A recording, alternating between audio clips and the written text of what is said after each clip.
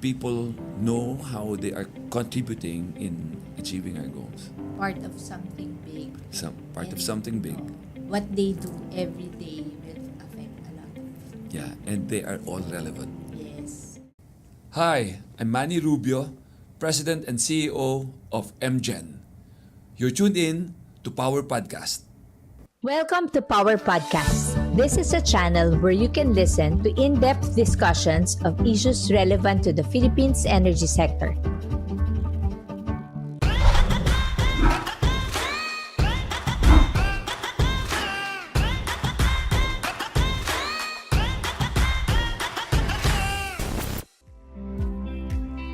Power Podcast is a production of Power Philippines, the only online publication in the country dedicated to covering energy development across the archipelago. We cover all news and issues that spark meaningful conversations among members of our growing online community. We share the belief that sustaining the growth of the energy sector is vital to the growth of the country. Good day. Thank you for joining us in this episode of Power Podcast. Whether you're watching on Facebook, YouTube, or listening to us via Spotify, Apple, or Google Podcast, we hope you will enjoy listening in. I'm your host, Mai Tanglao. In this episode, we sit down with Mr. Manny Rubio, President and CEO of MGEN. 1 year into the role, he's redefining what it means to lead a legacy energy company, balancing bold renewables like Mterra Solar with the realities of thermal and LNG. We go deep on leadership, long-term vision, and what it takes to build a future-ready powerhouse where host communities are partners, innovation is constant, and the next big bet might just change the way Filipinos power their lives. Hi, Sir Manny. It's an honor it's an honor to have you again here at Power Podcast. Thank you, a pleasure. So, first question, sir. Can you tell us how you ended up in the energy sector? I used to work for a multinational company for 20 years. Been assigned in, my first assignment was actually to move to, from Manila, move to Cebu when we bought a gas company. And then spent a few months in Hong Kong and then got assigned in Singapore in a regional role. And every time I move, I brought my family with me. And when we moved to Singapore, we already had our son. We stayed there for 4 years and came back and was appointed as president of that organization in the Philippines. That company was actually bought by a German company and I'm being assigned again overseas. But at that time, my wife already was working for Union Bank. And I told my wife, time to pack our bags and going to Malaysia. And she said that, Manny, we're not getting any younger. We need some stability. You go on and then just shuttle back and forth. I was doing that for probably 2-3 months, 2 weeks in, 2 weeks out. Right? I said, it's not sustainable. No? I need to be with my family. And I started looking for opportunities in the Philippines and was fortunate. I was at the right place at the right time. Aboitiz to a JV with SN Power, SN Aboitiz Power, won the bid to acquire the Magat Hydroelectric Power Plant, and they're looking for someone to head it. That company is called SN Aboitiz Power, and I was hired to lead it. That JV was successful, no? And a few months after that, we won the bid to acquire Ambuklaw Binga. We rehabilitated that, and then and we really delivered on the expectations of the shareholders, way beyond the expectations. And that's actually the impetus for Aboitiz Power getting the confidence to grow big in the energy industry. And I guess the rest is history. Sir, follow-up lang. Kasi, syempre, you were approached by Mr. Pangilinan. Why did you accept the role? What was the deciding factor for you to accept the role? Yeah. Well, my first meeting with MVP was in October of 2022. No? And at that time, I told MVP I'd consider moving, but I have vesting in the Aboitiz, which I can only exercise when I retire. When I turned 60, I was 58 at that time. He even said he even offered to monetize it, and I said nope, I can't accept that. No, I'd continue, and then if you can find someone else, that's fine. If not, then when I turn 60, when I retire, then I can move. Though I've been extended, I was given an extension up to 2026. But then I felt that my successor in Avoidis is ready, right? That I'd be doing Avoidis Power a disservice if I stay, right? Because really they're all ready, right? And it's really time for me to move on. Companies actually also good, no? Especially the aspirations, the growth aspirations, which is really exciting. No? And I said, yeah, I think this is a place where I can really add value. So you've now completed your first year. So nag-work anniversary ka na pala sa MGEN, sir. How has your leadership philosophy evolved since taking the helm, especially as you had the company through energy transition? Yeah. Well, my leadership philosophy did not just evolve in the 1 year that I've been with MGEN. Of course, all the learnings throughout my career, 20 years with a multinational company, 17 years in Aboitiz, I've learned two things that are not negotiables. Right? One is a strong culture has to be in place, strategy, which should drive the culture, and then execution excellence has to be there, right? Because any strategy, if you cannot implement it, if you cannot execute it, will be useless. So it's strategy with execution excellence. And then I've always believed that a good leader should always be engaging. And I'm a hands-on leader. I make sure that I have a feel of what's happening on the ground. I won't say I'll go out my way. I enjoy and take the energy from meeting with people. I think that's the opportunity where you can learn about the business that is not being reported. No? The informal discussions. That's why I continue to implement what I have been implementing in my previous organization. Almost a monthly discussion, coffee with EVR, a group of about 15 to 20 people, discussion on how they're doing, how management is doing, right, and how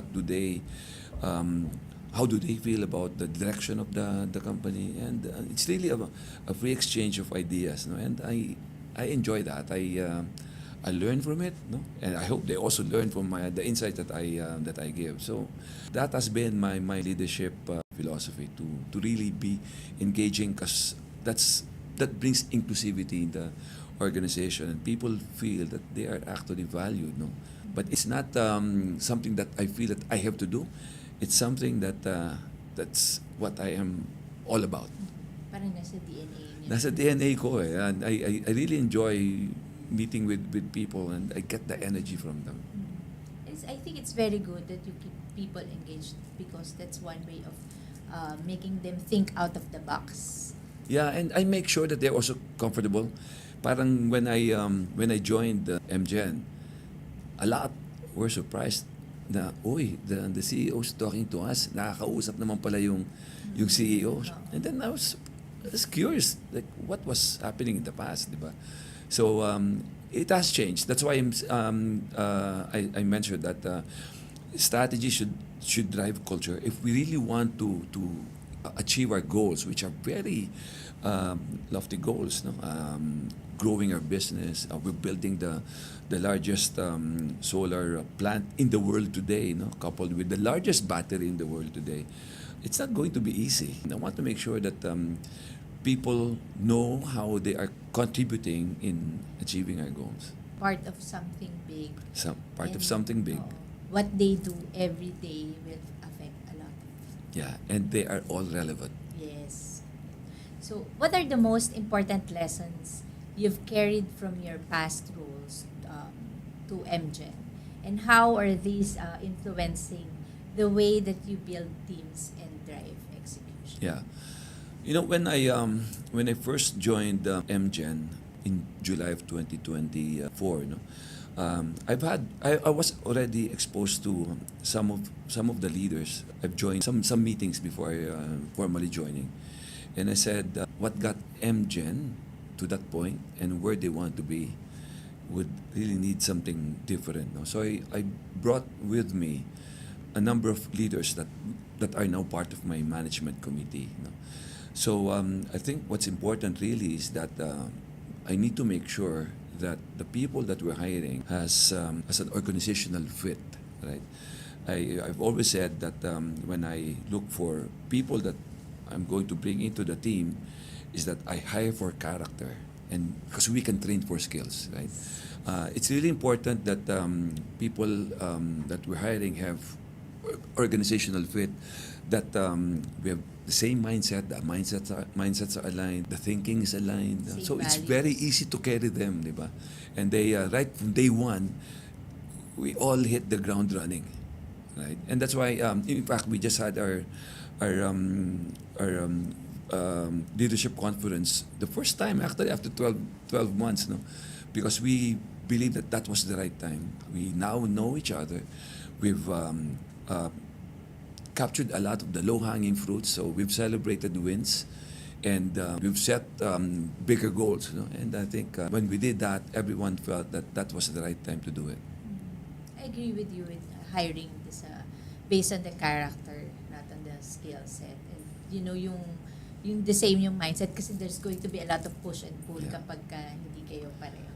Well, of course, the skill sets need to be Yes. there, right? The competencies need to be there. But more important is that people feel that they really belong in that organization. And I've always said, you know, when you start feeling like when you wake up in the morning and trying to drag yourself out of your bed, right? Yes. Just to go to work, I think it's time for you to think about what's the next move, di ba? People also ask me about my work-life balance and said, you know, what's a work-life balance? If you're enjoying work, right? If you're enjoying what you do, if you love what you're doing, that's at work, right? So I don't know how that message is coming across to the team members, but I think they feel the energy. There's fun in the office. No, the atmosphere is light, right? And then, but you know, when come crunch time, people deliver. People will step up. Yeah. So, sir, let's talk about MGEN's business. If you can, for the benefit of everyone, if you can give us an overview of the business of MGEN, the subsidiaries, the projects under it, and mga developments. Okay. Well, MGEN, or Meralco Power Generation, is a subsidiary of One Meralco. We're building power plants. No? By law, we're allowed to supply up to 50% of Meralco's peak demand. So far, we're not there yet, right? So I guess through the years, MGEN wasn't able to capitalize on that opportunity. No? Having said that, now we bought into the gas facilities formerly owned by San Miguel Global Power. You know, we own now 40.2% of that. We formed a JV with the Boitis Power, and we own 60%. Boitis owns 40% of that JV called Chromite Gas Holdings, and Chromite Gas Holdings bought 67% of that facility in Batangas. We have what was an existing gas LNG to power plant, South Premier. We just recently commissioned and have delivered another 1,275 megawatts called Excellent Energy. And those two have won the bid to supply Meralco, through the competitive selection process. We're again also expanding by putting another 425 megawatts, which we are positioning to supply mid-merit to any opportunity that will come up. No? And then, of course, we have existing facilities, coal plants in Visayas, no? In Panay and Cebu, through an MPIC acquisition a few years ago, which has been turned over to MGEN as well, I think in 2017, which are supplying much needed energy, base load capacity in Visayas, plus reserves, ancillary services that is also much needed in Visayas. And then because of our vision to transition to cleaner energy, we're investing heavily into renewable energy. So as I said, we're building the world's largest solar facility in the world, 3,500 megawatts in the provinces In of the world, for now.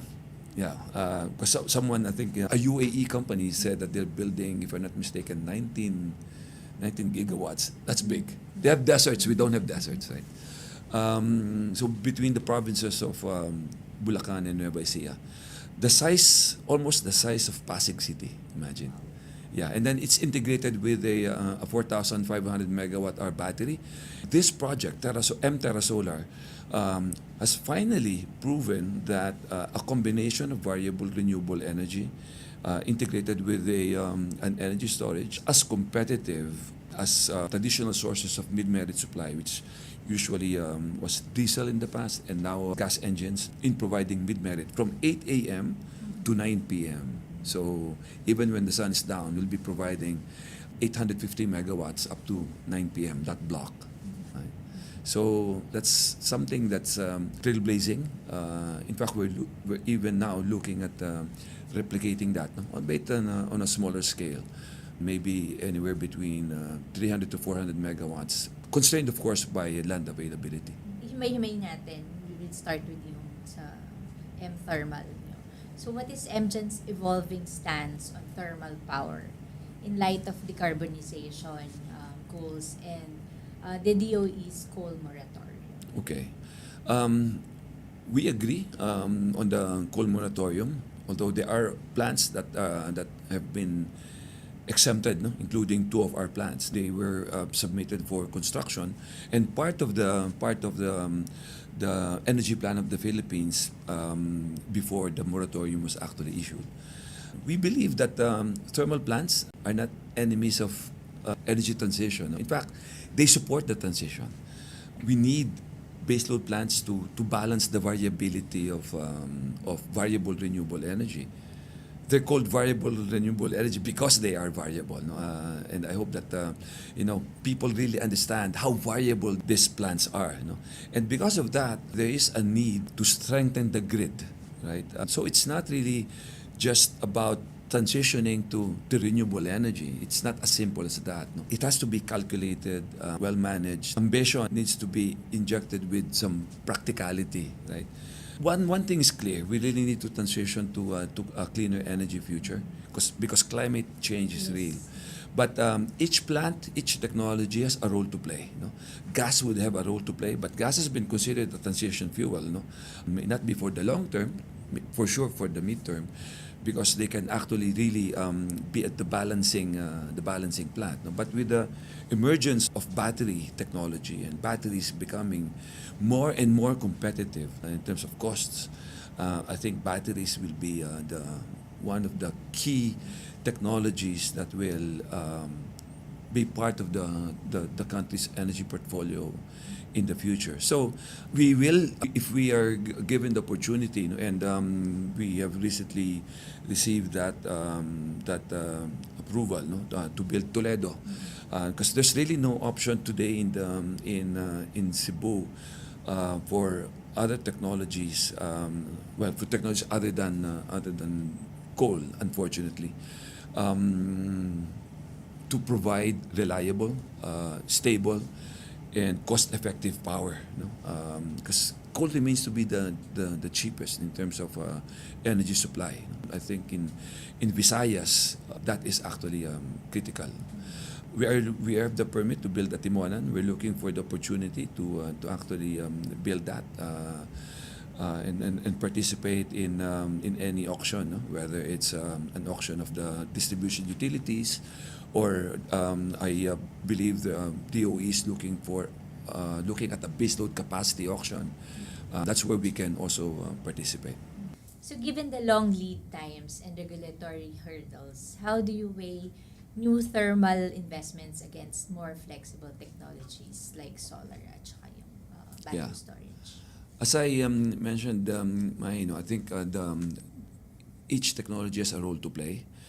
We really need to make sure that Philippines has a well-designed portfolio of technologies, gas, coal, renewables, right? And even renewables, variable renewable energy, stable renewables like I guess hydros or geothermal. I think that will drive what investments will need to be made by companies like MGEN. No?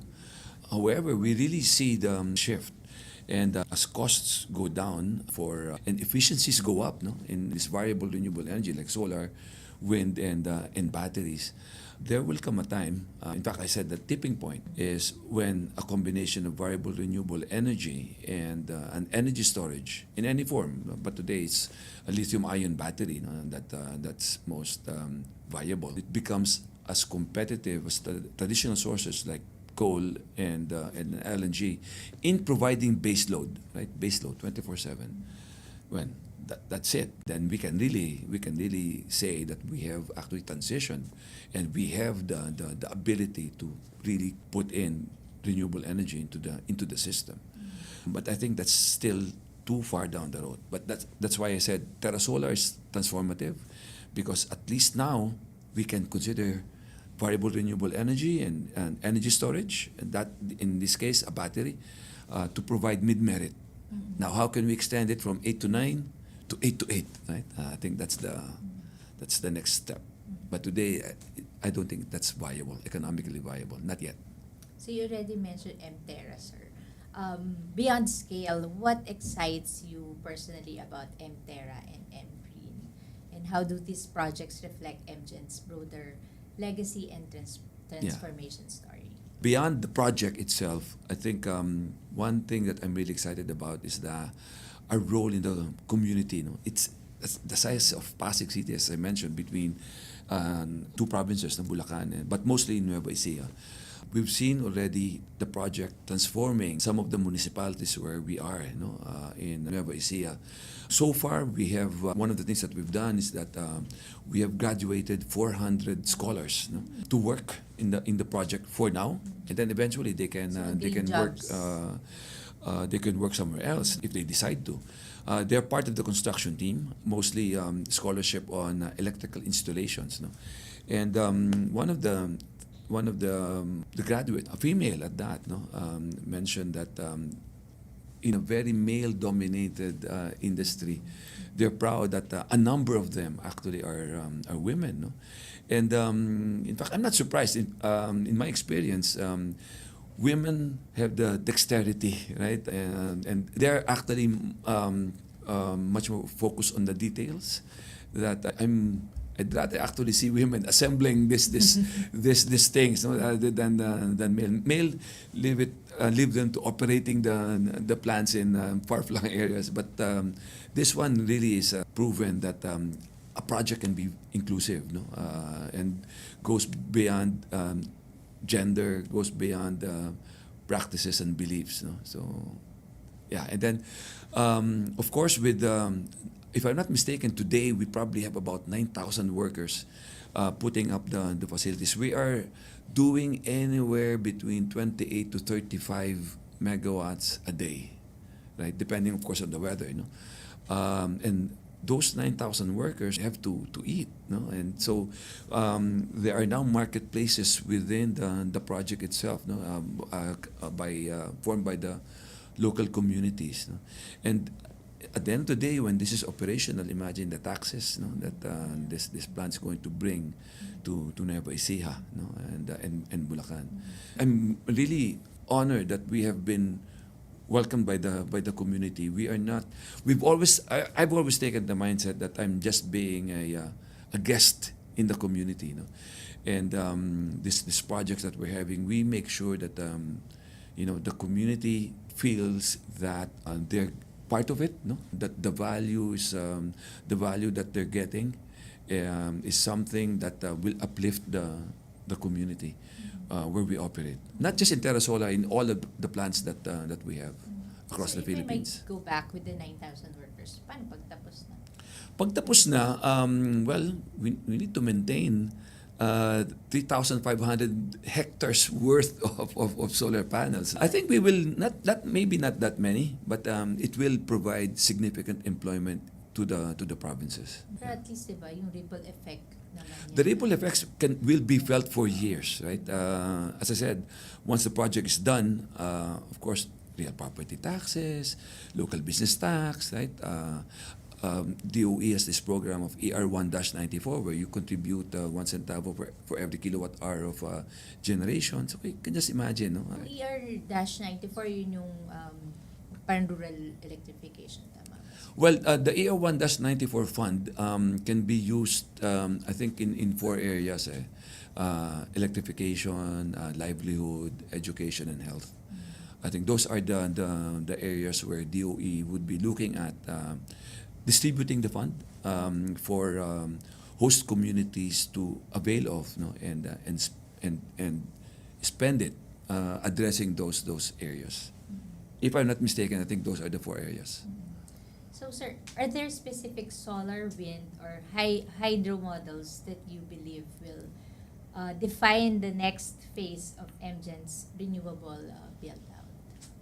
Well, as I said, once Terra Solar is operational, we're looking at Terra Solar 2. Once we've delivered the first phase, which we expect to be in March of 2026, then we will be putting resources to development of Terra Solar 2. You know.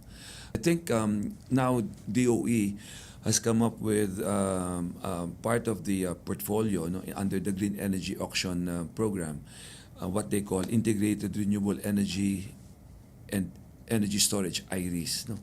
And I think that should be the case. No? Because as I said, variable renewable energy is really variable.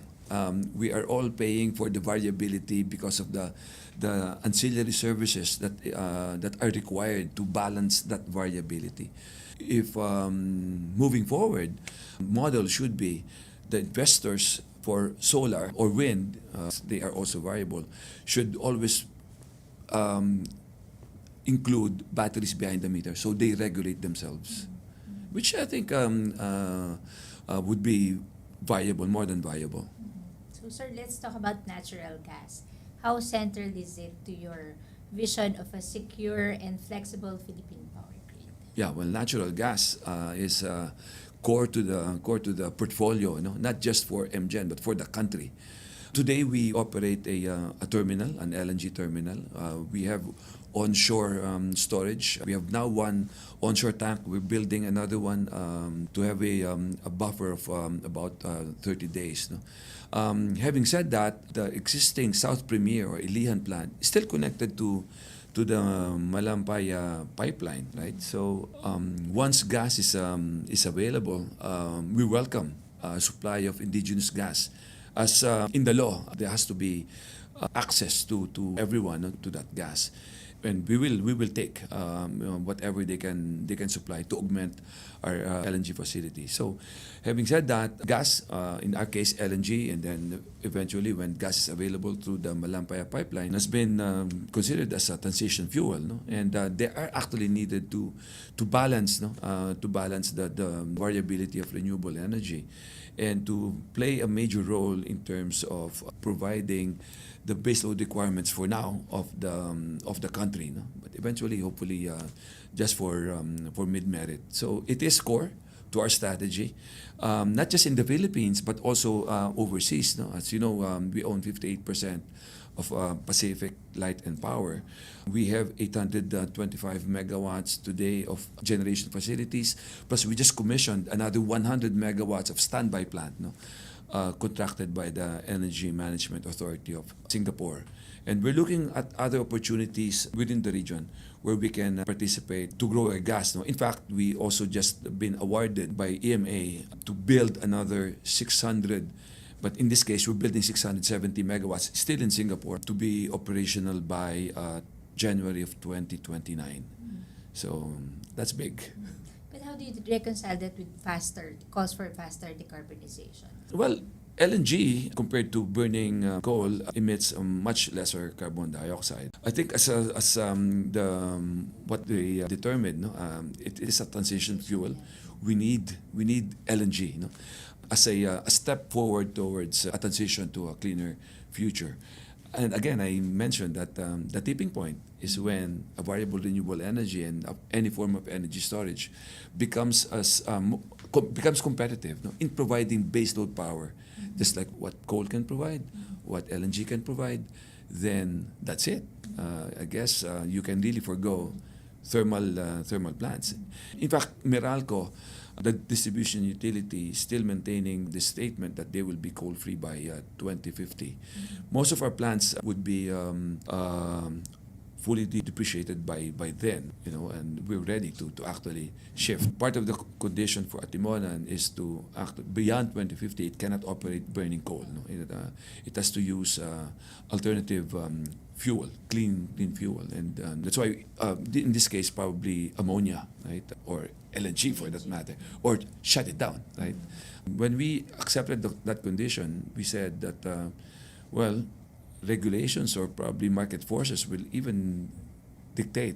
It doesn't even have to be on that paper, right? And what will happen to coal plants, not just at Timonan, but all coal plants in the Philippines and in the world. Right?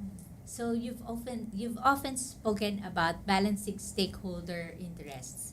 How do you ensure your host communities feel that they are true partners, not just hosts in your energy projects? Good question. As I said, whenever we build plants, our mindset is always we're just being a guest, and we must be well-behaved guests in those communities. Of course, we do a lot of CSR projects. We contribute, we bring back to the community our gains. But I'd like to go beyond CSR. Even when I was with my former company, we said, I think what's more important is we create shared value together with the communities. And I've always taken the mindset that, corporate success, a successful business will bring about social development because we can help fund social development within the communities. But only when there's social development, you can be assured of sustained corporate success. Because symbiotic, di ba? The host communities need to be welcoming, need to appreciate what you're contributing, need to appreciate your presence. And with that, you really work together, right? And that's why you create shared value together. And I've always taken the mindset that, you can be measured. Our board is measuring us in a number of metrics, mainly numbers, financial.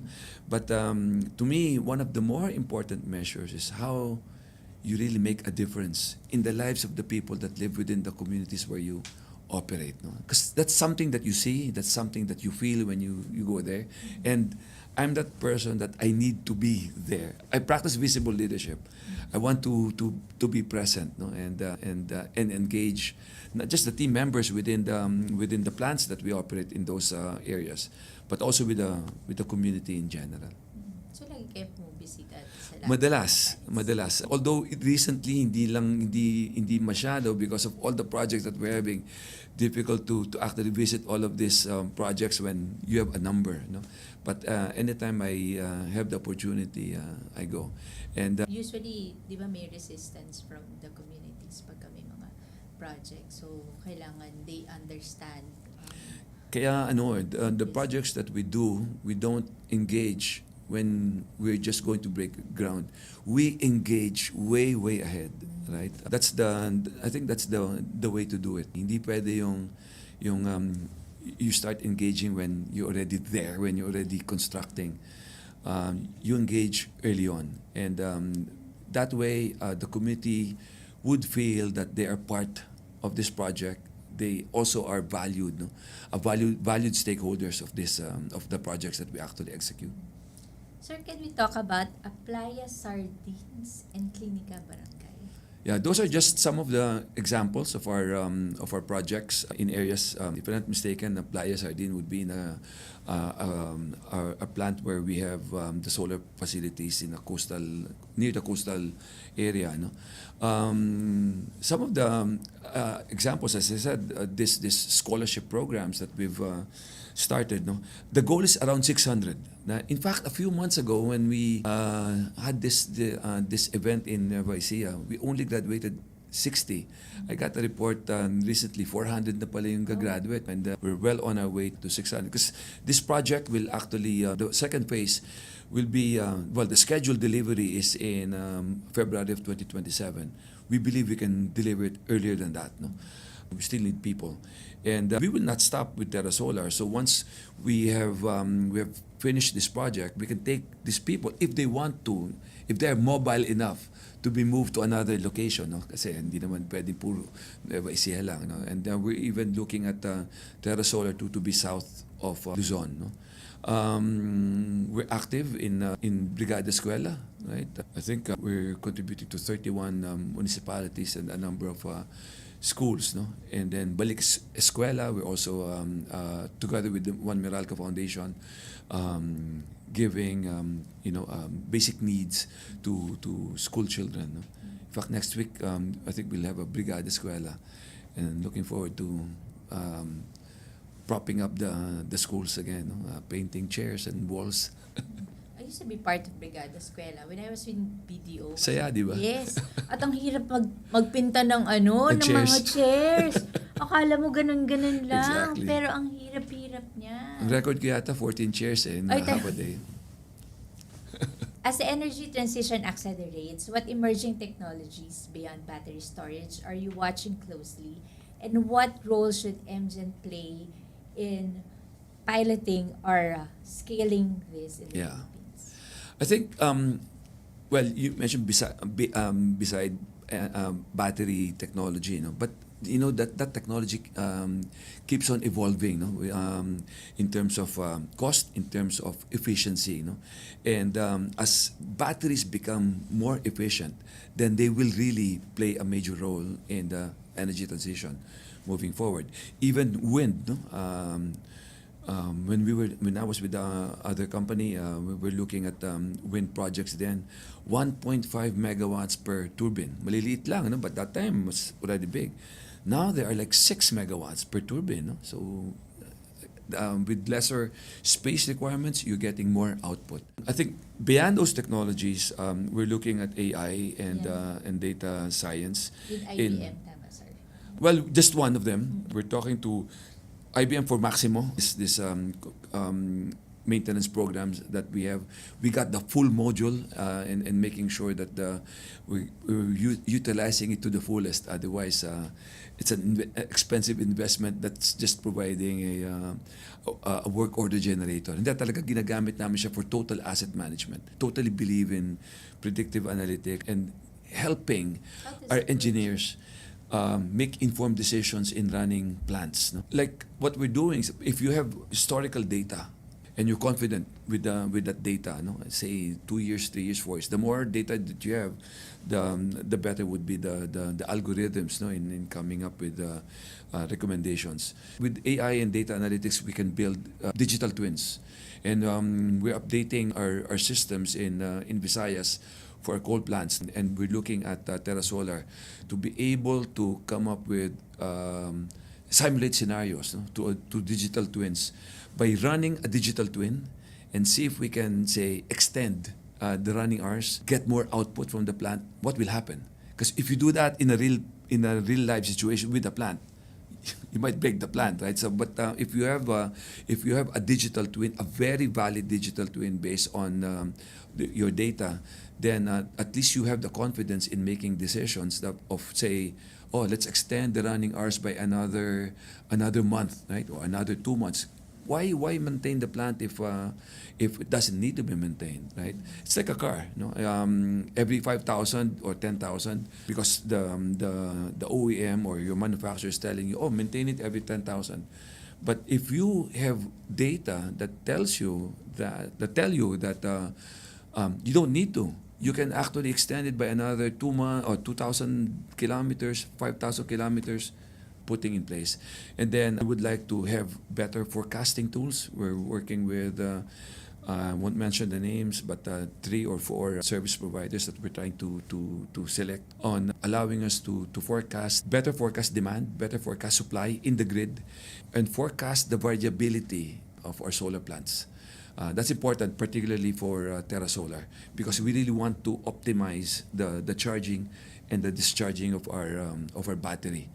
Because that will give us a lot of value. You've spoken before about turning MGEN into a future-ready powerhouse. What does being future-ready mean to you, technologically, culturally, and financially? Yeah. Can I add again another thing to your previous question on technology? Of course, we're part of the discussions to consider nuclear energy in our portfolio. No? If we really want technology that is non-carbon emitting, then it's nuclear. We have no choice, right? If that tipping point is not available in 10 years or 20 years, right? We're part of the lobby on policies. We're monitoring, right? We're engaging suppliers from Korea, from France, from Canada. No? We've sent people. In fact, we have now a number of scholars in Meralco and MGEN taking up masters in nuclear engineering. No? I believe it's a 2-year course. No? But when they come back, of course, they have to, continue polishing their skills. So, but we don't have any nuclear plant, so we'll put them in our operating plant, and maybe once in a while send them again abroad to refresh whatever they've learned in those courses. We don't expect that on day one, when Philippines is ready for a nuclear plant, that these people will be running the plants. Of course, I think the OEM, whoever they are, will be providing operational maintenance services.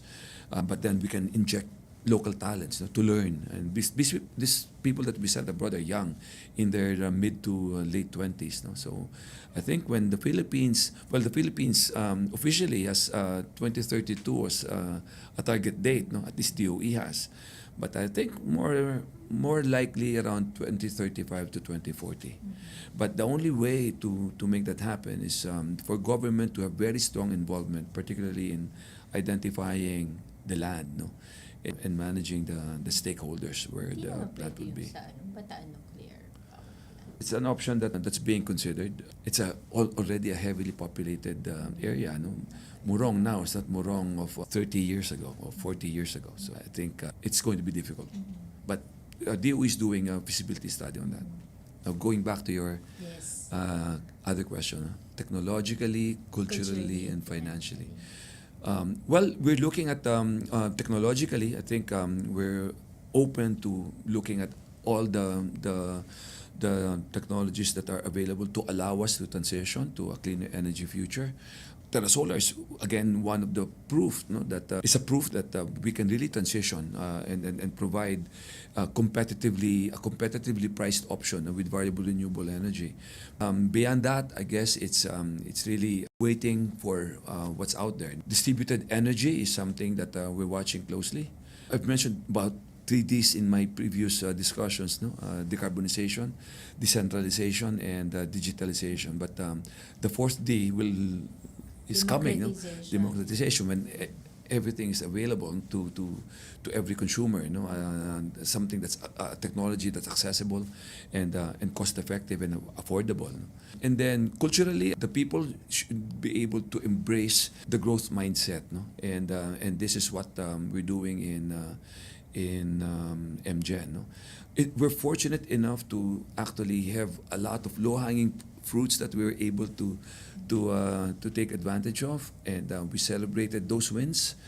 Even for big wins, we're saying, there are actually bigger challenges ahead. So let's celebrate this, but let's move on, right? And then financially, we need to make sure that our investments are not just meeting hurdles, but they're addressing major issues and major concerns. That they have to be purposive. It has to be enduring, sustainable, right, and supports long-term goals, not just of MGEN, but by the country itself. But at the end of the day, it's all about having a growth mindset, and bringing everyone in our team to be part of this agenda, to be proud of what we represent as an organization, and to be proud of what we have achieved and what we are set to achieve in the future. Last question before the quick fire. What's your call to action to young professionals, entrepreneurs, or policymakers who want to help power the Philippines' future?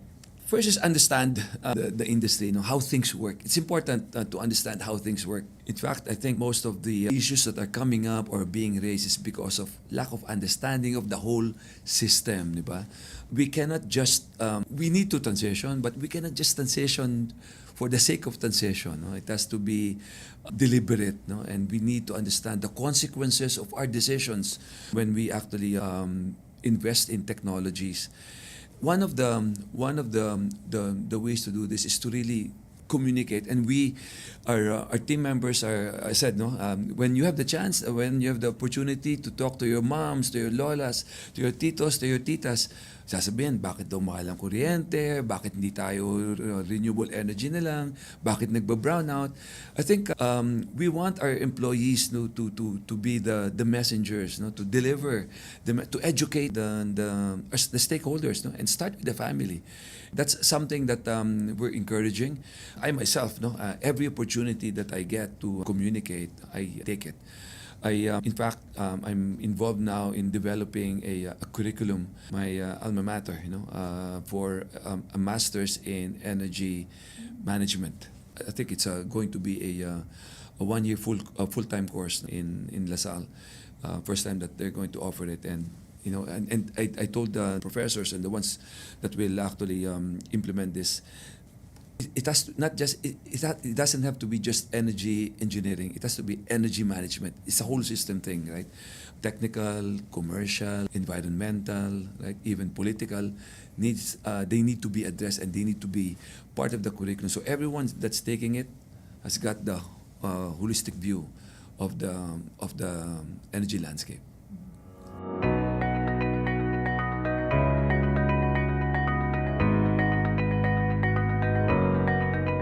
Sir, if you weren't in energy, what would you be doing right now? Teaching, farming, or launching a startup?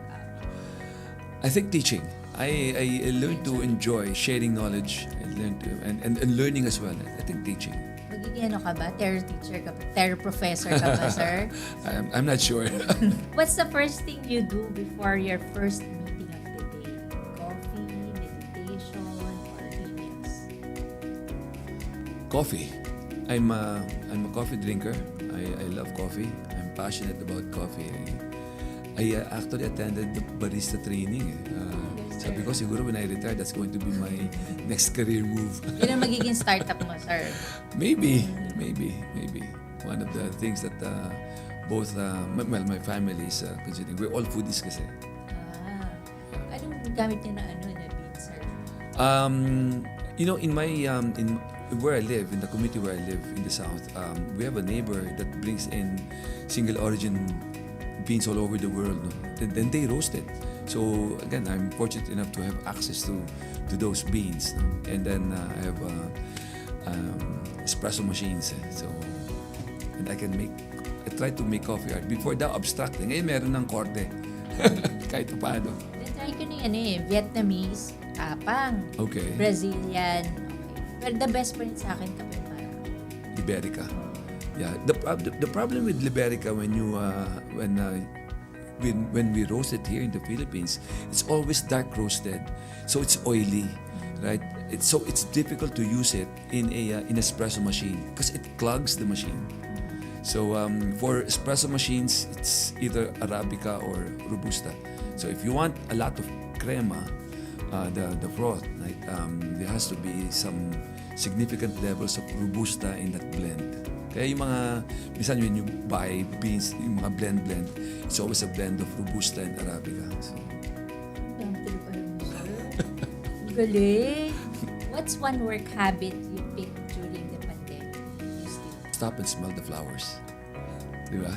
Parang, especially at that time, because people thought it's just a virtual meeting, they can call on meetings from 7 a.m. to 7 p.m. Right? So I said, no, let's pause a bit. Right? At that time, we don't know what's going to happen. So stop and smell the flowers once in a while. Totoo yan, sir. Diba? Tsaka yung naririnig ko yung mga huni ng ibon. Kasi yung mga planta, di ba? Nag-stop sila. When I have opportunity to lock myself in the room, I just sit on the couch and then breathe. After 5 minutes, okay. Go again. Akala ko, sir, yung naka-suit ka tapos naka-pajama ng ilalim. Ganun ang mga dating. Virtual? I did that. I have a picture. I'll show you later on. Nakabarong ako din, naka-shorts na. Renewable energy or reliable Wi-Fi? Which would you rather lose for a week? Use for a week? Lose for a week. Lose for a week? Renewable energy. we can easily connect, right? Connection is important. Weak lang naman di ba? I don't think it will make a difference given my consumption of energy as well, right? So, What's the one app you cannot live without? Spotify. Manny Rubio's playlist. Ano ba yung nasa playlist mo, sir? Top 3. Top 3, Don't Look Back in Anger, Pride in the Name of Love, a song by the Buffalo Springfield. I'll show you my playlist later on. Your favorite power food before a big pitch, meeting, or presentation? Adobo, chocolate, or rice? No, I'm not a big eater, so food. Mas kinakabahan ka, mas susunod. Breakfast, I guess, just cereal. Yeah, that's it. I'm not a big eater talaga. Team meetings, 30 minutes or less, or as long as it takes. We cap it for 2 hours, most of the meetings. But I will not stop a meeting just because we need to meet for 2 hours if the discussion is actually important. In my case, actually, when we attended this workshop, teams now have this progression, forming, storming, norming, and then performing. We said, I was thinking, well, I think we, at one time, we're in all of those places. And most of our meetings are actually storming. Kasi talagang the exchanges of ideas, everyone's really contributing. And I like that. Right? I don't like meetings where it's all presentation. I want discussions in meetings. What's a book, podcast, or Netflix show that you read that recently inspired you? Energy related. A book by Simon Sinek. I forgot the title. Anyway, Netflix. I hate series because I don't get to finish them. Pero there's one that I've finished all seasons. Fauda. Watch it. Sige. Yeah, and yun. Pero I think na ano ka na siya, nakita ka na siya. Yeah. And I saw the star, the lead actor in Tel Aviv a few years ago.